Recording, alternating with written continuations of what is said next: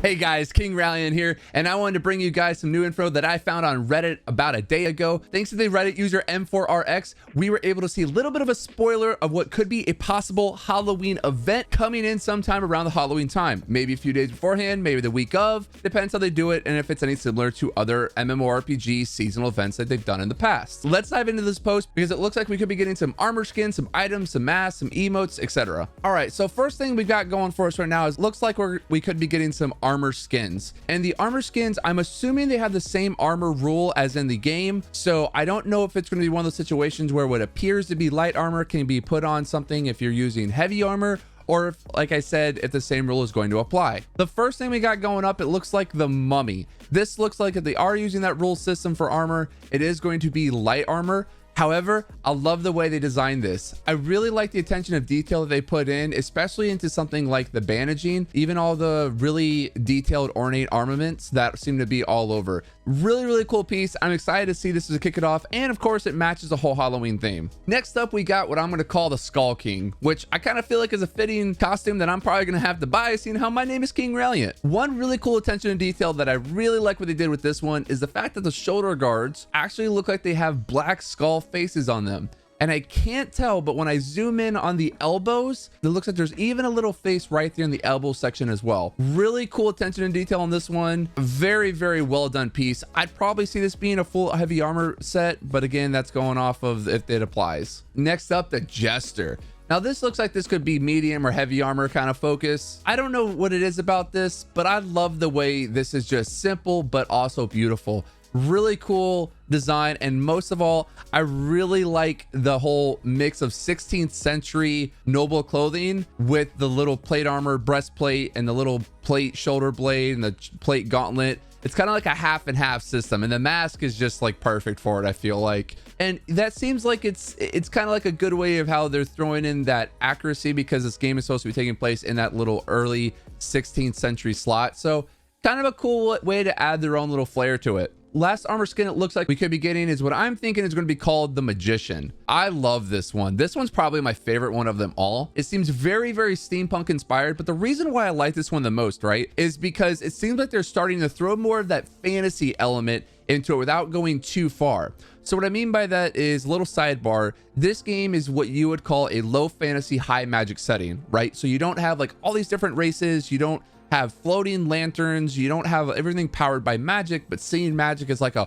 oh my gosh kind of thing. So seeing this outfit kind of throws in that little spice of higher fantasy, because you've got these like red goggles or like glasses looking thing. You've got like the magician top hat, which this really wasn't a thing for the 16th century, so it kind of becomes a little more futuristic for the setting. Really cool aspect. I love this. Probably be a light armor, medium armor. I would sport this if I have the ability to. That's all I'm going to say. Next up, it looks like we've got some emotes. Emotes is going to be something that I am really happy to see. One of the reasons is because of the doors that it opens up, things like role playing or just even some fun banter. Emotes has been such a big part of any RPG game, especially MMORPGs. To see them start adding more of them too, I think is just a really cool element that they're not ignoring. So that makes me happy to see that. And an additional thought on that is, this isn't a comparison, but this is a reference. Destiny, for example, has a lot of emotes, and let's look back and see what they've been able to do with those emotes and those funny moments that have been able to be accomplished because of that scenario. For the emotes, it looks like we have some Caesar Gladiator deciding fate type of thumbs up, thumbs down, thumbs in the middle ordeal. Really digging this because this gives me full-on Commodus vibes from Gladiator with Russell Crowe. I know some of you know what I'm talking about. Next, we've got the coin flip. So where's my Gambit lovers? Coin flip looks really cool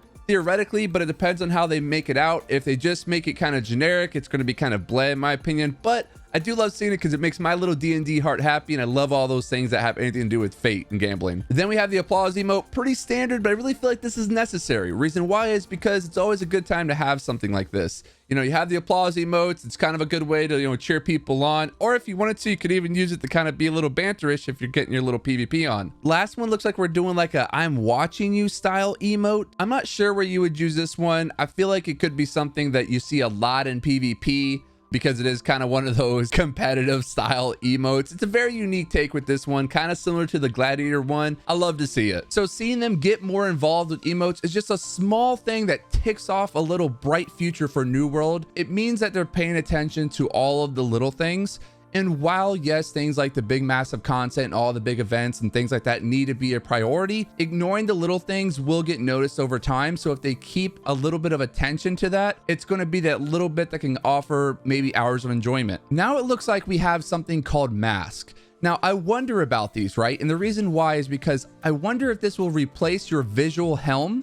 So in this case, if it is like a full plate helm and it covers your face, if this is actually going to replace the whole thing, or if they're finding some way to, if you have the light armor wig from the faction rewards and you put on the mask, do you keep the light armor wig and then also see the mask? Or is it one of those situations where it's like it just takes over everything? They're a really cool concept. The other little thing that I noticed with this too is I wonder if this is a little bit of foreshadowing. The very first one is called Angry Earth. Okay, it looks extremely similar to those earth-like creatures that we saw on Eternum in the game showcase in 2019, like the deer that was sleeping and then woke up and then ran off before that whole shrine fell down and all of the dark energy started taking over. I'm very curious to see if this is a little bit of foreshadowing to a deeper lore dive with this mask. Maybe I'm overanalyzing a little bit, but hey, you never know. This is why we look at these situations. The demon mask, you can't have a Halloween without a demon mask. So this is just perfect. And the whole kiss-like tongue action is perfect.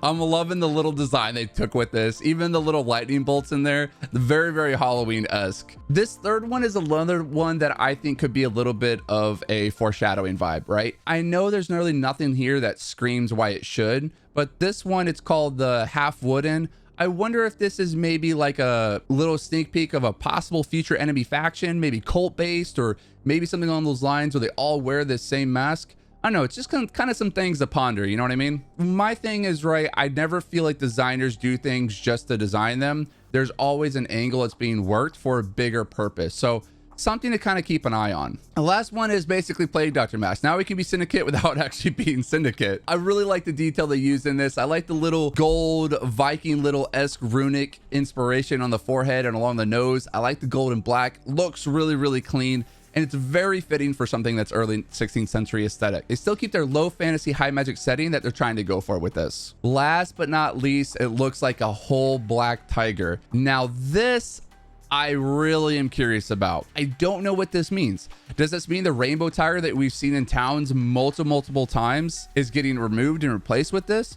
Or is this actually being used as an item? I mean, the possibilities are endless with this. Is this something that's just special for the event? Do we get to add this into something like furniture and housing to where it can actually stay in your house and be placed somewhere? Does it come with this like a companion similar to WoW or Final Fantasy 14 where they just follow you around for solely a flair purpose? Possibilities seem pretty endless with this, but it's really cool to see. I'd be cool with either, especially the companion one. I was a sucker for having the companion follow me. It's one of those situations where I think it's fun to add that little flair. There you have it, guys. There is a little post. Again, thank you so much to the Reddit user M4RX for posting these spoilers. We really do appreciate it. It gives us something to look forward to as a player base here. I know I'm not the only one when I say I'm very much so ready for New World. I'm so looking forward to it. And I think something like an in-game Halloween event would be really amazing because it kind of shows that they're thinking of the little things. They're still focusing on the big content, but they want to get the community involved some way. And these seasonal events, like you would see in World of Warcraft, especially throughout the year, was a really good way to bring everyone together and